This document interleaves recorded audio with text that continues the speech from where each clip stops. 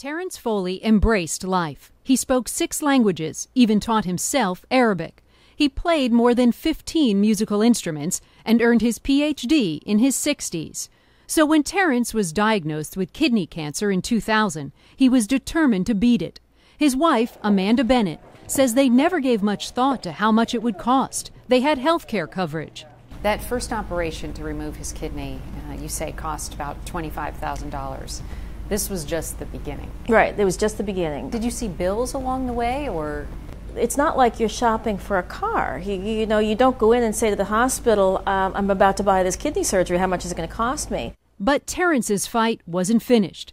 2 years after it was first discovered, February 2002, a routine follow-up showed the cancer had spread. Terrence started taking the drug interleukin-2 at $735 a dose. The costs were starting to add up to a price tag that would stun Amanda. In December 2005, another setback. Cancer had started to grow in Terrence's lungs. He started Avastin, a free clinical trial. But the second time he needed it, it cost plenty. Right here you can see it was charged at $27,360 for a dose of the Avastin. For one dose, for $27,000. One dose. Over the course of his illness, Terrence had more than 60 chest scans, each about $3,200. And the last drug he took was Sutent, which was at $200 a pill. $200 a pill? Per pill. And how often did he take that? Every day. That lasted about a month, because in December 2007, Terrence was rushed to the hospital.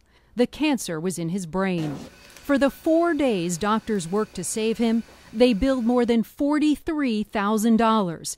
That's more than $10,000 a day. Really, the only thing I can say for certain that we spent that money on was to confirm that he was dying.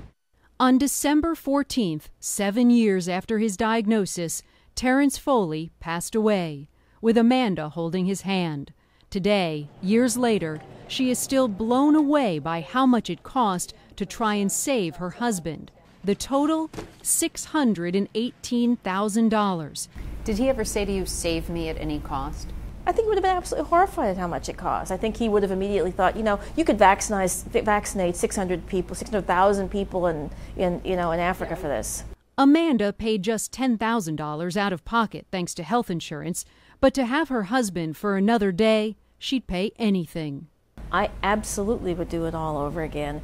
Would I want everyone who was in a situation like this to have the same opportunity I had to do whatever it took to save their loved one? Absolutely, I'd want that. How do we, as a country, as a world, afford all that? Something else Amanda doesn't know? Did all those expensive treatments actually help her husband live longer? Not even his doctors can say for sure. Randi Kaye, CNN, Washington.